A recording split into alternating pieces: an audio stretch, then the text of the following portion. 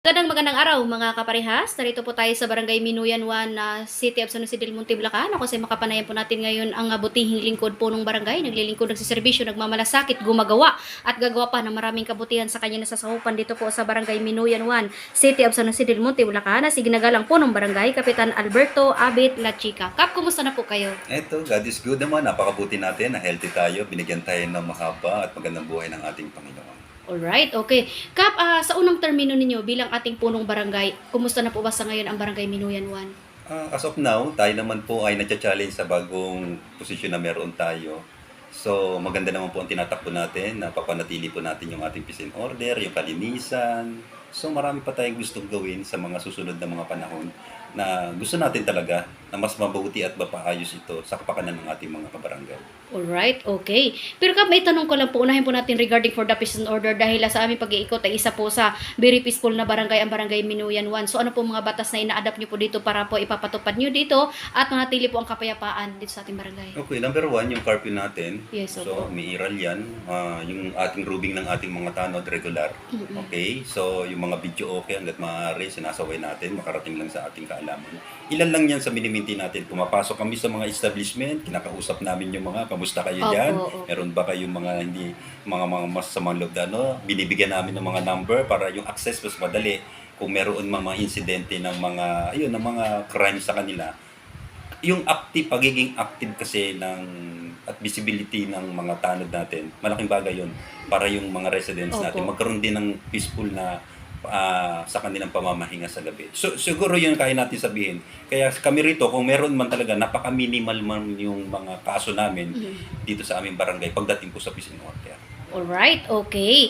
So isa po sa very peaceful na barangay, ang Barangay Minuyan 1. Alright, okay. So dito naman po tayo, Kap, regarding sa environment dahil sa aming pag-iikot din po ay isa po sa napakalinis na barangay, ang Barangay Minuyan 1. Yes, so maliit lang po ang aming barangay, katulad po ng sinasabi namin. Meron po kaming 4 na beses na naghahakot ng basura sa isang linggo.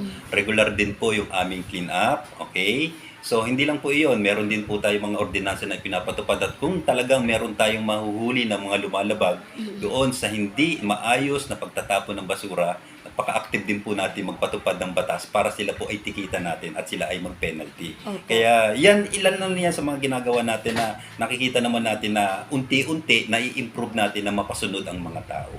Alright, okay. So ibig sabihin, ka patuloy din po sa Yes. pagpaalala. Okay po, Alright. kasama po yun. Okay. So dito naman po tayo, Kap, sa regarding naman po, may tanong ko lang po sa inyo, sa ilang buwan na pagsiservisyo nyo bilang punong barangay, ano na po ang ating mga naging accomplishment na po dito sa ngayon? Okay, so tayo po ay patuloy na gumagawa ng mga proyektong kapaki-pakinabang sa ating barangay. Sinasabi ko nga po, mayroong konting problema rito na hindi ko naman po itinatanggi na kahit papaano po binabaha tayo. So ang ginawa po natin yan, nakipag-ugnayan po tayo sa mga private na mga company at humingi tayo ng tulong na ma-address ito. Opo, So opo. tinulungan naman po tayo, kaya itong mga nakaraang mga umuulan, hindi na kami binaha ng ganoon, katulad nung una. Pangalawa, yung improvements po ng ating mga kanal, nagwa-widening din po tayo. So, kaya nakikita nyo yung lawak ng kalsada at nagiging malinis na. Ilan lang yan sa ginagawa natin, pero Opo, hindi po opo. tayo tumitigil. So, ang gusto kasi natin makita talaga natin itong ating barangay na ito talaga na-develop na. Alright, okay. Pero kumpara naman po sa inyo, Kap, ano po ang karagdagan niyo naman pong priority, lalo po sa ating mga proyekto sa pag-unlad palalo ng Barangay Minuyan 1? Number one, maging friendly po tayo rin sa ating mga gustong magnegosyo rito sa atin. Alright. So, kaya kami rito pag may mga kumukuha ng mga business permit, Opo. gusto namin makita yung establishment na nag-ooperate muna bago muna namin sila patawan ng buwis. So, isa yan, pumasok dito. Kasi malaking bagay po yan ang makakatulong sa atin. Pangalawa, gusto natin na maging healthy yung barangay natin. Kaya kami rito, napaka-active din ng ating mga BHW kung paano po yung mga pamamaraan ng huwag magkasakit ng mga bata. Kasi pag nagkasakit talaga, apektadong kabuhayan, apektado lahat. Tama. Pangatlo rin po, ang gusto ko makita, madagdagan talaga yung mga kabuhayan ng mga tao.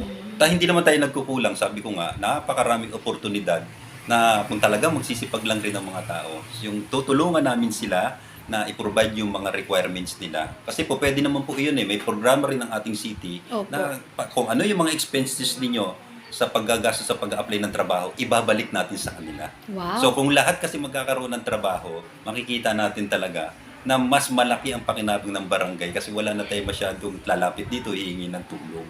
So, isa yon sa iniisip natin at patuloy din natin pinaplano na sa katuparan natin sa aming panunungkulan ng aking mga Okay, so isa po sa mga priority ninyo, Yes. Kap. So regarding po sa ating mga proyekto naman, ano po ang karagdagan niyo pong priority pa dito sa pag-unlad pa nito barangay? Bukod Okay. sa inyong magandang barangay hall. Okay, meron tayong barangay hall, pero naman tayo ng daycare, meron na rin ng covered court. Siguro isa yon sa gusto rin namin mangyari, madagdagan pa yung mga facilities na meron kami.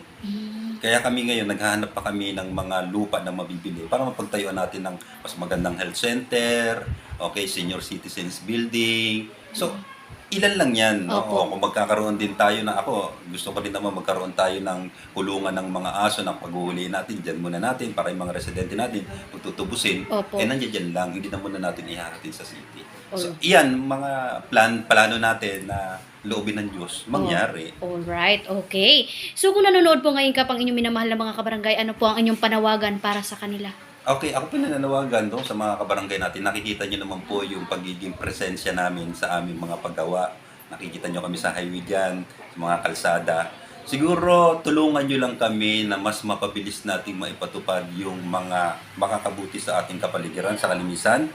Okay, alam ko naman po naglilinis kayo. Mm-mm. Ang panawagan po namin, una, yung mga aso, Mm-mm. magkusa na po kayo na yan po ay inyong itali o kaya ikulong. Mm-mm. Alawa, sa basura naman, sabi ko nga po sa inyo, unti-untiin ko, by September, mag-i-start na po tayo ng paghinto ng hakot ng basura ng Lionel. Ang barangay na maghahakot, pero dapat po mga kabarangay ko, hiwa-hiwalay na po yung mga basura na yan.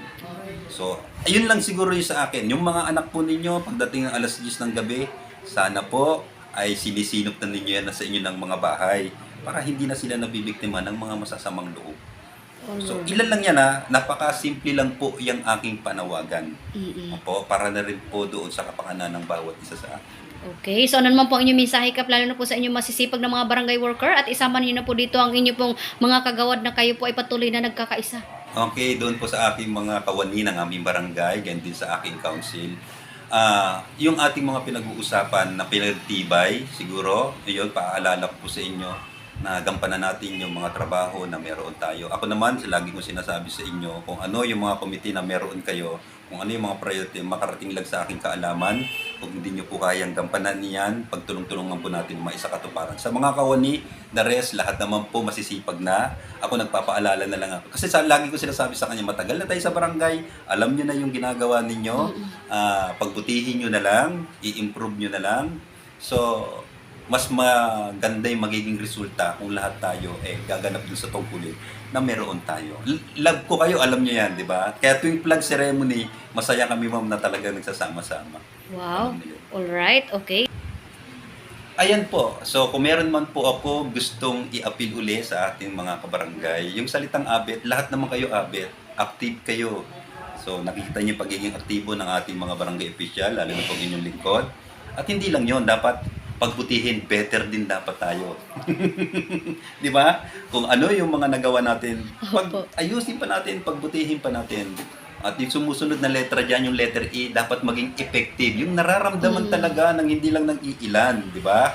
Pang-apat, yung T natin, trust in God. Wow. Dapat meron tayong tiwala sa Diyos. Kaya salitang abit na yon, ang hirap mang patunayan man, pero yun sinisikap ko na makita ng tao sa akin.